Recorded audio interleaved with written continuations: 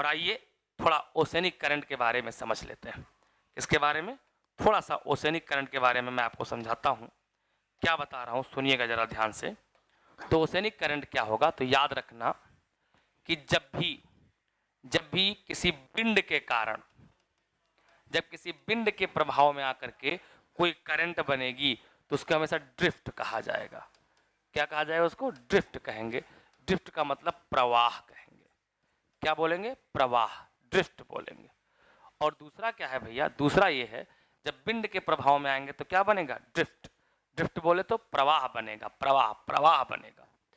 और दूसरा क्या है मेरे साथियों? दूसरा जो मुद्दा है वो याद रखिएगा, इससे ज़्यादा तेज जो चलता है, इस ड्रिफ्ट से ज़्यादा तेज जो ओशनिक होगा उसको करंट बोलेंगे। सॉरी, क्या बोलेंगे उसको? उसको करंट बोलते हैं, करंट। और जो करंट से भी तेज चलेगा उसको क्या बोलेंगे? उसको स्ट्रीम बोलेंगे। क्या है? जैसे एग्जांपल गल्फ स्ट्रीम। क्या है? Gulf stream. और हम सबको ये पता है मेरे साथियों, हम सबको ये पता है कि जो ओशनिक करंट पोलर की ओर से आएंगी वो सब की सब कैसी होंगी? कोल्ड। और जो सब की सब कहाँ से आएंगी? इक्वेटर की ओर से आएंगी, वो सब की सब कैसी होंगी? गर्म। तो ठंडी और गर्म हो जाएंगी। समझ आया? समझ आया मेरे साथियों? चलो चलो आगे बढ़ें। चलो तो आइए देखते हैं ओशनिक करंट के बारे में मेरे साथियों। ये देखो, समझाता हूं मैं आपको सारी बातें बेहतरीन ढंग से मेरे दोस्त। चलो देखो, तो सारी ओशनिक करंट्स हैं, बस मुझे थोड़ा थोड़ा बात आपको समझा देना है ओशनिक करंट के बारे में। वार्म ओशनिक करंट और कौन सी? Cold oceanic current. कौन कौन सी? वार्म ओशनिक करंट और कौन कौन सी? Cold oceanic current. Thank you Rishabh Dev ji. Okay भैया खान जी, ओके भैया, धन्यवाद धन्यवाद मेरे दोस्तों। चलो जल्दी जल्दी बताएं आप सभी लोग। चलिए बताइएगा भैया, समझिएगा। देखो मैं आपको कॉन्सेप्ट देता हूं, थोड़ा सा एक जरा सा बात बताता हूं, थोड़ा इसको समझने का प्रयास करिएगा।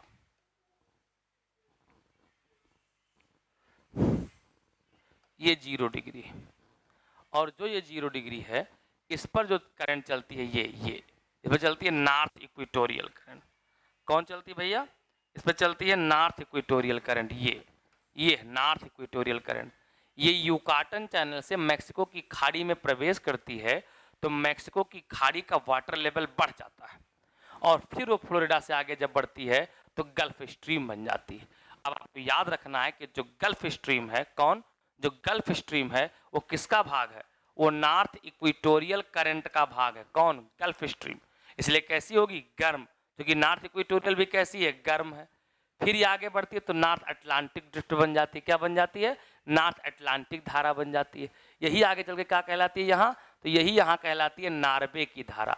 क्या कहलाती है? नार्वे की धारा कहलाती है। और ये इस पूरे भाग के पानी को गर्म रखती है। ठीक है। और इसी का भाग जो वापस लौट करके आता है, जो वापस लौट के आता है, ये कनारी। और कनारी कैसी हो जाती है? ठंडी। अब ऐसे गई ऐसे घूम करके आती है, तो ये जो घूमना इसका हो गया मेरे साथियों, क्या कहलाएगा? तो ये जो इसका पूरा घूमना हो गया ये हो गया क्लॉकवाइज। तो उत्तरी गोलार्ध में कैसे घूमती है? क्लॉकवाइज घूमती है। कैसे घूमती है? क्लॉकवाइज घूमती है। क्लियर एकदम? फिर पछुआ पवन के कारण इस पे जो विंड चलती है उसे कहते हैं वेस्ट विंड ड्रिफ्ट। क्या कहते हैं? वेस्ट विंड ड्रिफ्ट कहते हैं। अब ये पोलर में है तो कैसी होगी? ठंडी होगी। कैसी होगी? ठंडी होगी, ठंडी। तो इस पर ऐसे चलती है वेस्ट ड्रिफ्ट, इस पे घूमती है। नाम क्या है? पेरू। नाम बोलो भैया।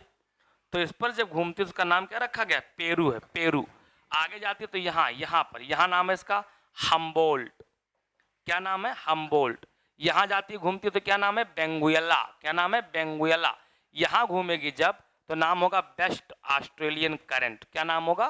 वेस्ट ऑस्ट्रेलियन करंट हो जाएगी। कौन हो जाएगी? वेस्ट ऑस्ट्रेलियन करंट हो जाएगी। क्लियर? अब ये जब आगे बढ़ करके गई, यही पेरू आगे घूम के आगे साउथ इक्वेटोरियल बनेगी, ये घूमेगी यहाँ, तो ये घूमेगी तो दुनिया गोल है तो इस पर घूम करके आएगी, ये क्या हो जाएगा?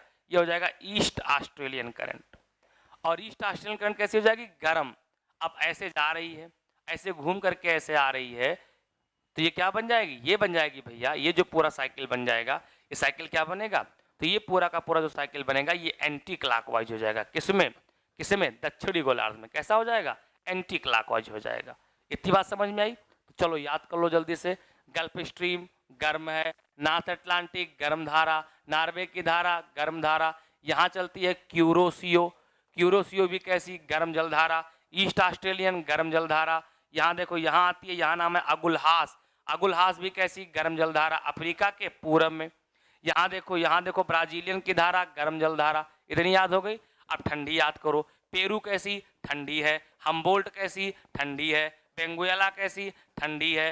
वेस्ट ऑस्ट्रेलियन कैसी, ठंडी है। इसमें आके मिलती है ओयोसियो। ओयोसियो भी कैसी, ठंडी है। कैसी है, तो ओयोसियो जो है, ओयोसियो भी क्या है, ठंडी है। ठंडी कैसी है, तो ओयोसियो भी ठंडी है। ठंडी। समझ आया कि नहीं? कुछ कुछ बातें समझ आई कि नहीं समझ में आई, बोलो। इतनी बात सबको समझ आई? इसको पूरा डिटेल में किसी दिन आपको पूरा डिटेल पढ़ा दूंगा मेरे साथियों। अभी केवल जलधारा याद कर लीजिए, ठीक है मेरे साथियों? तो आशा करता हूँ इतनी सारी बातें आप सबको समझ में आई होंगी। ठीक है मेरे साथियों? तो चलिए मेरे दोस्तों,